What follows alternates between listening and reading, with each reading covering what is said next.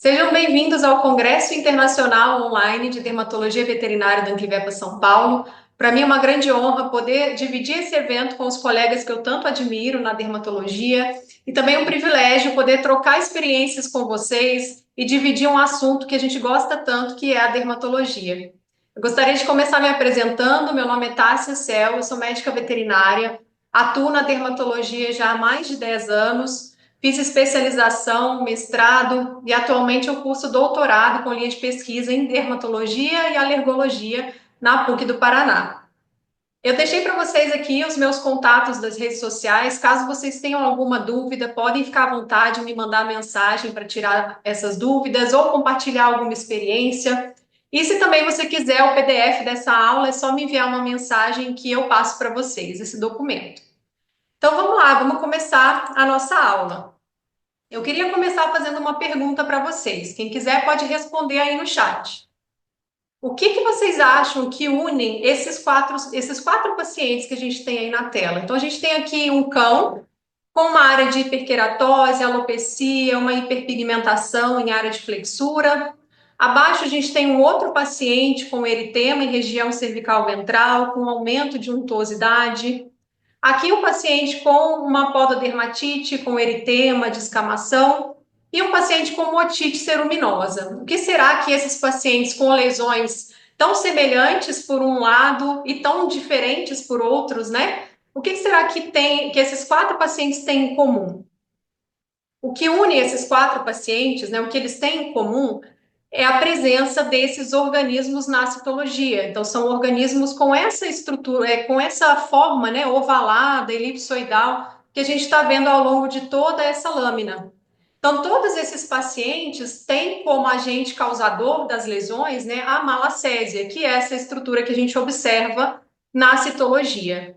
Então, exatamente o que nós vamos falar nessa aula de hoje é sobre a malacesiose em cães. O que é a malacesiose? Qual o conceito de malacesiose? Ela é uma micose superficial que pode acometer a pele, o conduto auditivo e o leito das unhas. E ela é provocada justamente por essa levedura que pertence ao gênero Malassezia.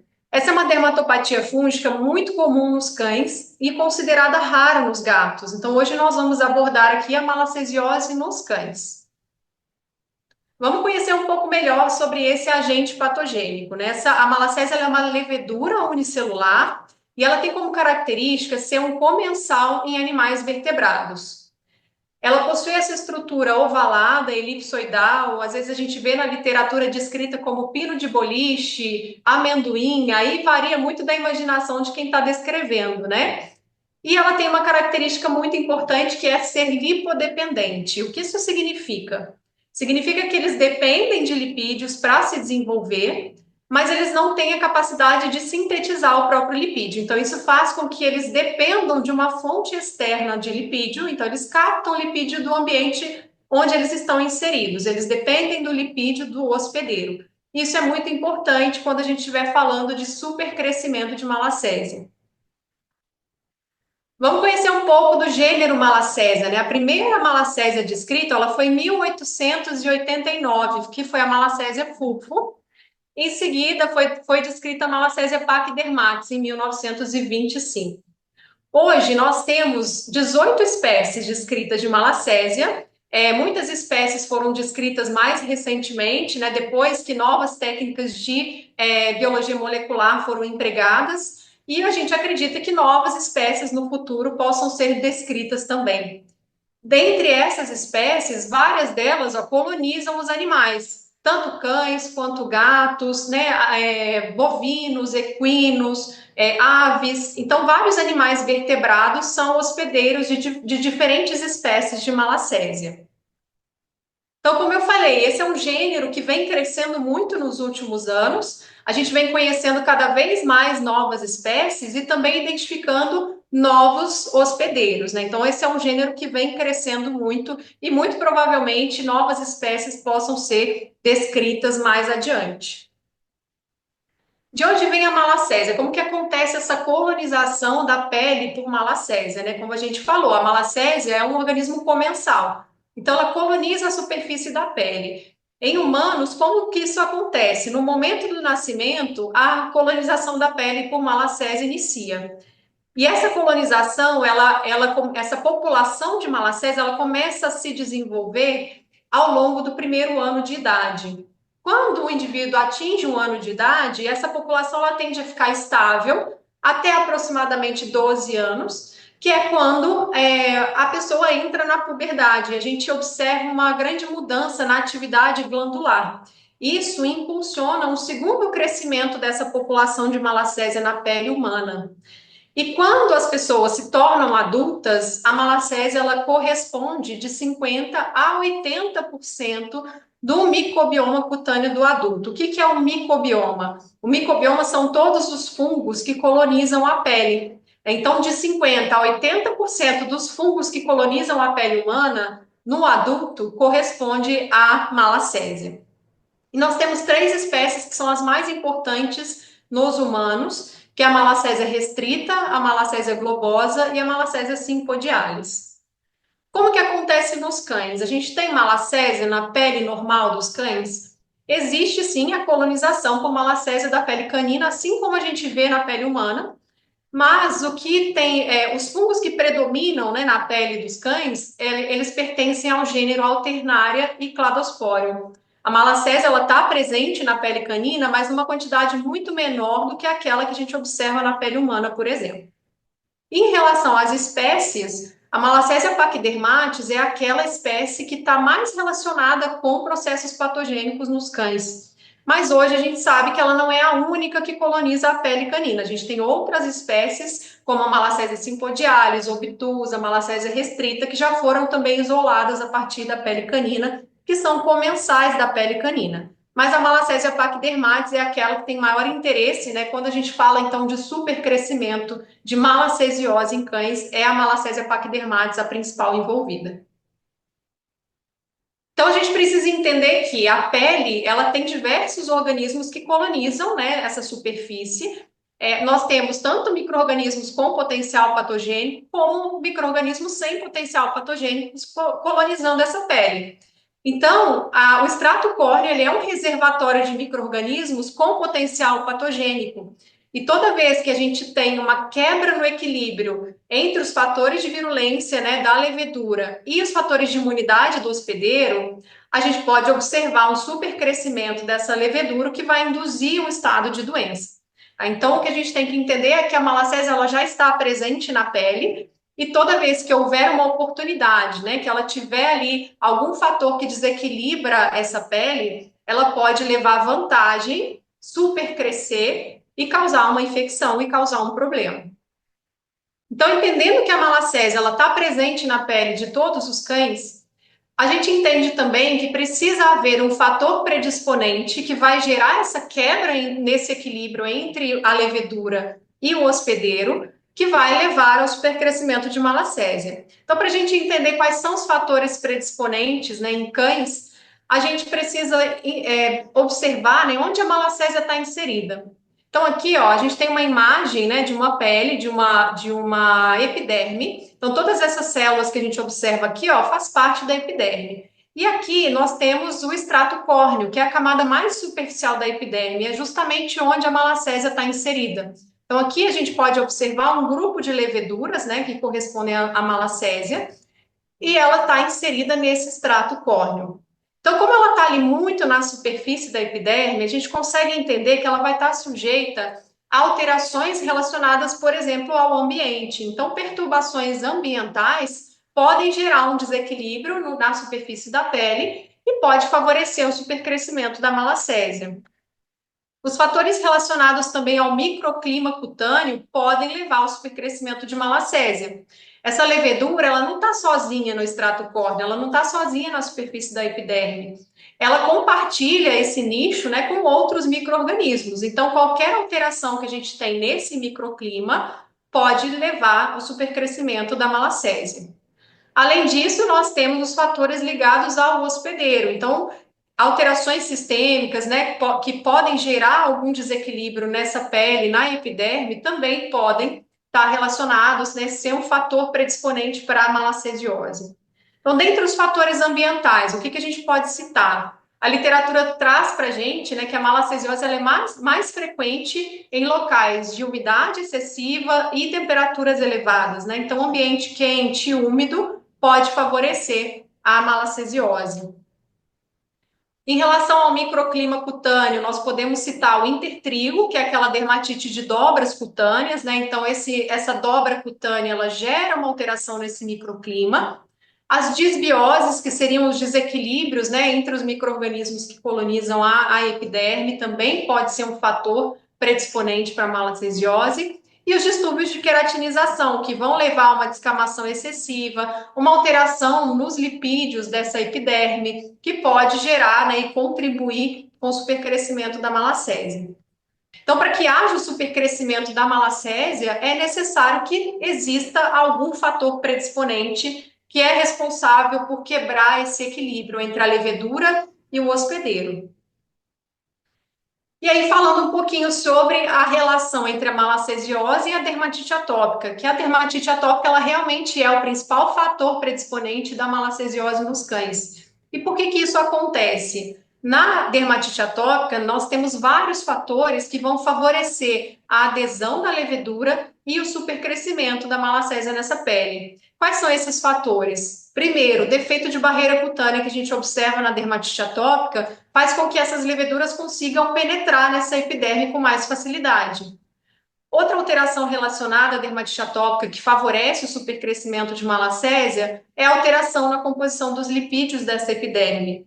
Lembra que eu comentei, né, que a malacésia é uma levedura lipodependente. Então, qualquer alteração nos lipídios, a gente está alterando, né, um nutriente necessário para essa população se alimentar. Então, quando a gente tem uma alteração na composição desse lipídio, nós podemos ter um favorecimento aí da malacésia e ela supercrescer.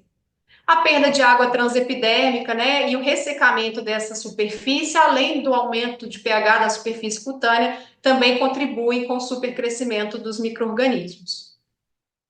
A presença da malacésia na superfície da pele estimula constantemente o sistema imunológico. Em situações normais, esse estímulo ele gera uma resposta de tolerância, o que permite que a malacésia viva de forma comensal na superfície da pele. O organismo, né, e o hospedeiro tolera esse micro-organismo. Quando a gente tem uma situação de supercrescimento, a relação dessa malacésia, desses antígenos da malacésia com o sistema imunológico, ela muda. A gente tem um estímulo antigênico para uma resposta que pode ser uma resposta mediada, por exemplo, pelos linfócitos TH1. Essa resposta TH1, ela tem uma característica de ser uma resposta que vai recrutar muita célula inflamatória para essa pele, além de produzir anticorpos da classe IgG que podem ativar o sistema complemento e vai gerar como consequência uma grande inflamação. Então a gente observa clinicamente essa inflamação como esse eritema, a hiperqueratose, né, esse aumento de untuosidade que também vem como uma consequência do metabolismo da própria levedura. Então, essa resposta imunológica frente ao supercrescimento da malacésia gera no paciente uma inflamação muito importante. E uma outra via imunológica que a gente também pode ter estimulada pela malacésia é a via TH2, a resposta TH2. Onde quando a gente tem essa via, né, estimulada pela malacésia, o animal, o cão, ele vai desenvolver IgE específica contra a malacésia. E essa IgE, ela vai sensibilizar a superfície dos mastócitos e quando a gente tiver um novo encontro ali com o antígeno, esse mastócito, então, vai liberar esses mediadores inflamatórios, gerando no paciente uma resposta, né, de prurido, geralmente. Essa resposta TH2 é uma resposta que pode ser observada principalmente naqueles cães com dermatite atópica, que podem se tornar sensibilizados aos antígenos de malacésia, fazendo uma reação de hipersensibilidade, né, uma reação alérgica aos antígenos de malacésia. A gente tem algumas raças predispostas à malacesiose, né? A literatura traz para a gente o Cocker Spaniel como o predisposto, o Dachshund, o Shih Tzu, o Basset Hound, o West, o Poodle e o Boxer. Se a gente observar, todas essas raças têm alguma predisposição, tanto à dermatite atópica quanto a distúrbios de queratinização, e muito provavelmente essa causa de base, né, está relacionada com o aumento da predisposição à malacesiose. Então, são raças que têm predisposição à dermatite atópica, por exemplo, e como consequência apresentam também maior predisposição à malacesiose. Clinicamente, a malacesiose ela tende a aparecer em superfícies ventrais do corpo. Nós vamos observar lesões que vão acometer a região periocular, região perilabial, região cervical ventral, a região interdigital e o leito da unha, abdômen, virilha, axila e períneo. Além disso, a malacésia também pode acometer os condutos auditivos. Mas é muito raro que a gente observe lesões em região dorsal, né? Então, a área do corpo, né, o dorso e a cabeça, geralmente são poupadas, não são áreas onde a gente costuma ver lesão em paciente com malacesiose. Em relação aos sinais clínicos, a gente precisa lembrar novamente que a malacésia está na superfície da epiderme, então está na camada mais superficial. E por isso, as lesões que a gente espera encontrar no nosso paciente são lesões como o eritema, que aparece secundário à inflamação. O paciente também tende a apresentar escamas queratosebácea com aumento de oleosidade, vindo junto, né, um odor característico, um odor rançoso. E quanto mais essa infecção fica crônica, maior a presença de lesões como hiperqueratose, liquenificação e hiperpigmentação. Então, são lesões que vão surgindo à medida em que essa infecção, esse supercrescimento se torna crônico ou ocorre de forma recorrente. O prurido, ele geralmente está presente e a intensidade varia de moderada a intensa. E a gente pode observar também a alopecia, principalmente a alopecia autoinduzida nesses pacientes que apresentam prurido. Então, quando a gente tem prurido, né, esse paciente ele pode acabar induzindo áreas de alopecia, onde a gente tem o supercrescimento de malacésia. Então, aqui a gente tem alguns exemplos de paciente com supercrescimento de malacésia em região abdominal ventral, região inguinal, com bastante eritema. Eritema também em região interdigital, são áreas onde muito frequentemente nós vamos observar lesões. Região cervical ventral, nesse paciente com, né, uma grande área de eritema, com aumento de untuosidade, que a gente consegue observar já nesse pelo.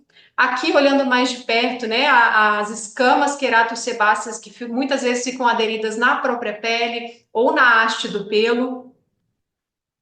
Aqui nós temos dois pacientes da raça Shih Tzu. O Shih Tzu realmente é uma raça que aparece bastante no consultório, né, com esse problema, onde a gente observa já aqui uma área de hipotricose e alopecia, com eritema, com hiperqueratose, e aqui já um paciente um pouco mais severo, né, com uma área de alopecia extensa, hiperqueratose bem pronunciada, né? Observem as escamas que vão ficando aqui, né, pela mesa durante o exame desse paciente. E com a cronicidade, a gente vê também liquenificação, hiperpigmentação, como a gente observa nesse paciente, em superfícies ventrais, né, em região cervical ventral e região axilar. Além do corpo, nós podemos ver também lesões nas orelhas, no conduto auditivo. E a otite por malacésia, ela pode ter várias caras, né, várias formas. Nós podemos ter desde uma otite com um pouco, né, um pouco mais de cerume, mas uma coisa um pouco mais discreta, uma inflamação muito discreta, ou ainda uma otite ceruminosa, já com mais inflamação, com presença de um cerume enegrecido, ou ainda a otite por malacésia pode se manifestar como uma otite eczematosa, com eritema, com descamação, às vezes hiperqueratose, né, do pavilhão auricular. Então, a otite por malacésia ela pode se apresentar de diversas formas. E como que a gente faz o diagnóstico, né? Eu tenho certeza que todos já ouviram falar que isso tem cara de malacésia, tem cheiro de malacésia. Mas muitas vezes, né, se a gente se guiar somente pelas características clínicas, pela cara da malacésia, pelo cheiro da malacésia, a gente pode acabar errando o diagnóstico, porque frequentemente a gente pega casos como esse, que tem a cara da malacésia, que provavelmente tem o cheiro da malacésia, e quando a gente faz a citologia, a gente só vê cocos, né? Então, o supercrescimento de estafilococcus também pode levar a características clínicas muito semelhantes. Então, somente com o exame citopatológico a gente consegue diferenciar um do outro, tá? Então, o exame de citologia é o exame indicado sempre que houver suspeita de malacesiose. Como que eu posso fazer a coleta desse material para citologia? Eu posso fazer através de um raspado superficial, onde com o auxílio de uma lâmina de bisturi, eu vou raspar a superfície que eu quero amostrar, e com essa lâmina, essa lâmina de bisturi, eu vou passar numa lâmina de microscópio, né, e transferir esse material para a lâmina. Uma outra forma seria pelo imprint, onde eu vou fazer um imprint direto da lesão.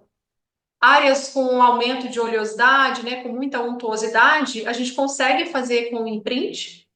A fita de acetato é o método que eu mais uso na minha rotina. Eu acho que é um exame prático e que a gente consegue uma boa quantidade de material fazendo dessa forma. Nada mais é do que você pegar uma fita de acetato transparente, né? Você vai colar na área que você quer amostrar, fazer uma leve pressão nessa área e depois a gente vai corar e visualizar o microscópio. Nós podemos também fazer essa coleta através de suave, em áreas onde a gente não consegue, às vezes, fazer um raspado, ou um imprint, ou até mesmo a fita de acetato, mas eu acabo usando mesmo suave somente em conduto auditivo, região interdigital, outras áreas mais difíceis de acessar, por exemplo, com o raspado, a gente consegue resolver bem com uma fita de acetato. Então, suave a gente acaba reservando para conduto auditivo. A lâmina que a gente colheu, então, nós vamos corar com o panótipo. Quando a gente está usando a fita de acetato, o ideal é que a gente faça a coloração somente com o panótipo número 3. Só uma gotinha de panótipo, você pode colar a fita em cima dessa gota. Ou ainda, se você estiver usando uma fita dupla face, você pode colar a face que você colou no paciente voltada para cima, a outra face vai na lâmina e você pode corar essa fita no panótipo 2 e 3, pulando o passo número 1 para não danificar a fita. E o que a gente busca visualizar ao microscópio, né? A gente precisa visualizar na objetiva de imersão e identificar essas estruturas leveduriformes que a gente observa, né, ao longo de toda essa lâmina.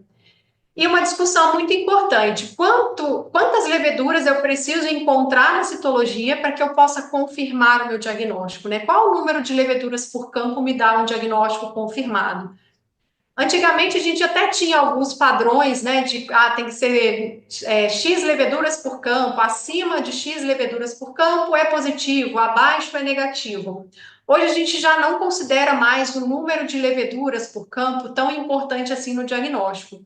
Por quê? O número de leveduras que a gente consegue ver numa citologia, ele pode variar de acordo com, por exemplo, o método que você usa para fazer a coleta da citologia.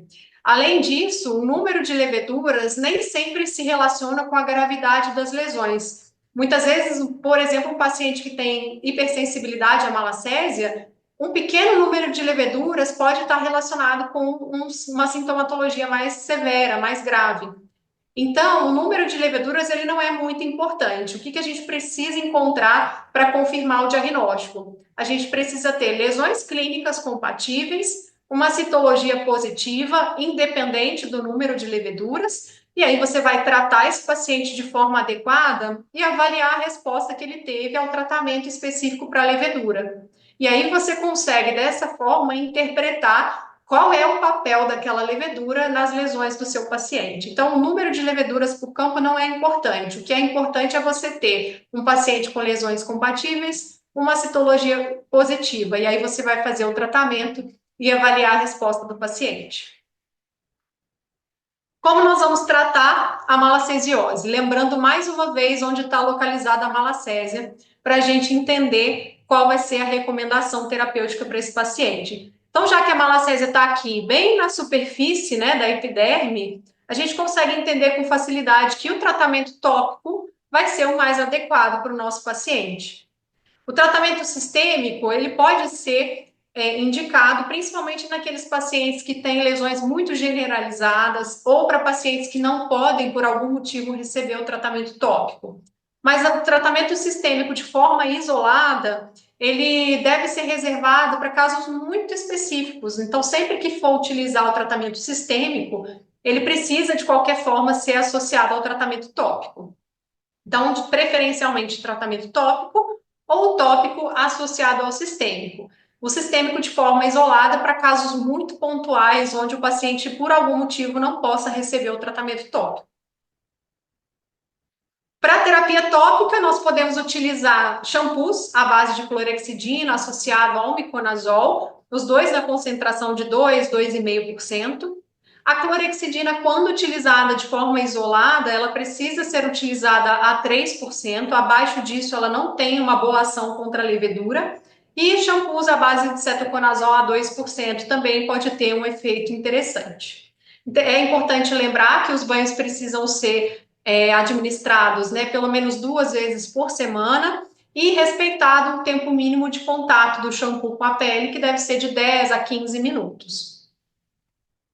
Muitas vezes, os animais com malacesiose apresentam aumento de untuosidade da pele, apresentam muita descamação, e por isso a gente precisa, às vezes, fazer uso, né, de shampoos que possam fazer esse controle da desqueratinização.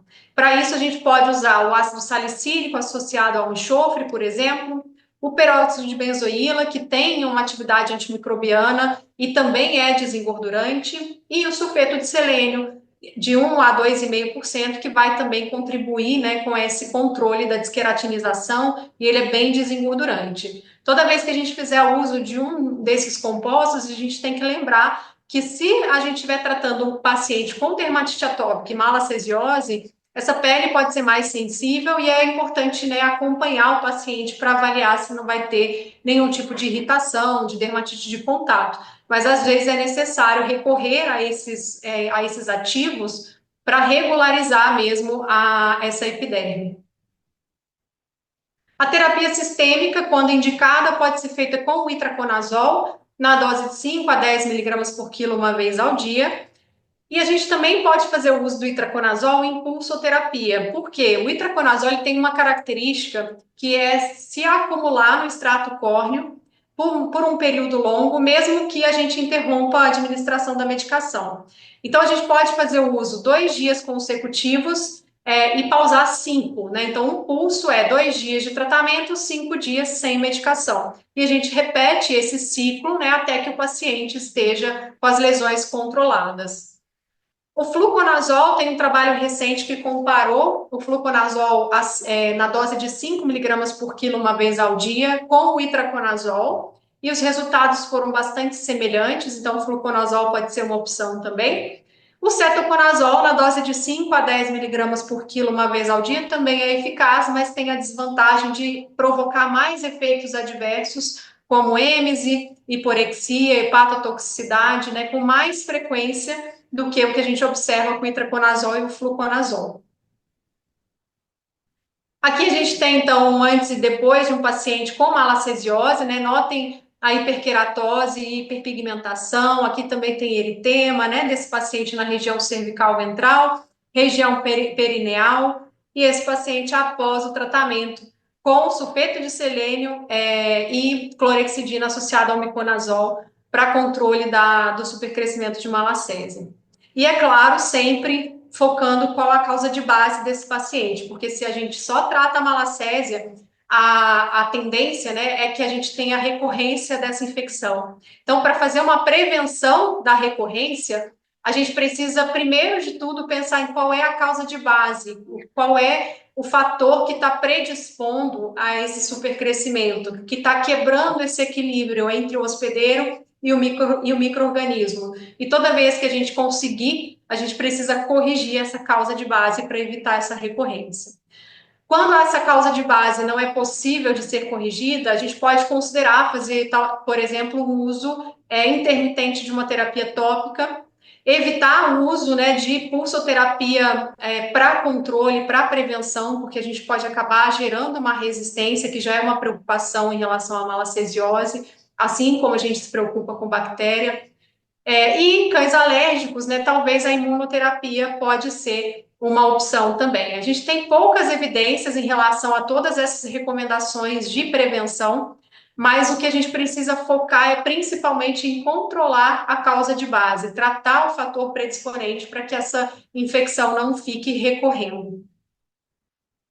Para a gente concluir, eu gostaria então só de relembrar com vocês os pontos principais. que a malacésia ela compõe o microbioma da pele de cães saudáveis, então ela faz parte, né, dessa população de micro-organismos que colonizam a pele dos cães, e que para ela conseguir super crescer, a gente precisa de uma condição associada, né? A gente precisa de um fator predisponente, a gente precisa de uma causa de base. Diferenciar supercrescimento de hipersensibilidade, muitas vezes a gente vai ter uma inflamação muito grande associada ao supercrescimento, mas em cães alérgicos a gente também pode observar reações de hipersensibilidade frente aos antígenos de malacésia. Sempre que possível, o tratamento tópico ele é preferível, então a gente vai dar sempre preferência ao tratamento tópico, quando não for possível, né, associar ao sistêmico e sempre identificar e controlar a causa de base para que a gente evite realmente a recorrência desse problema.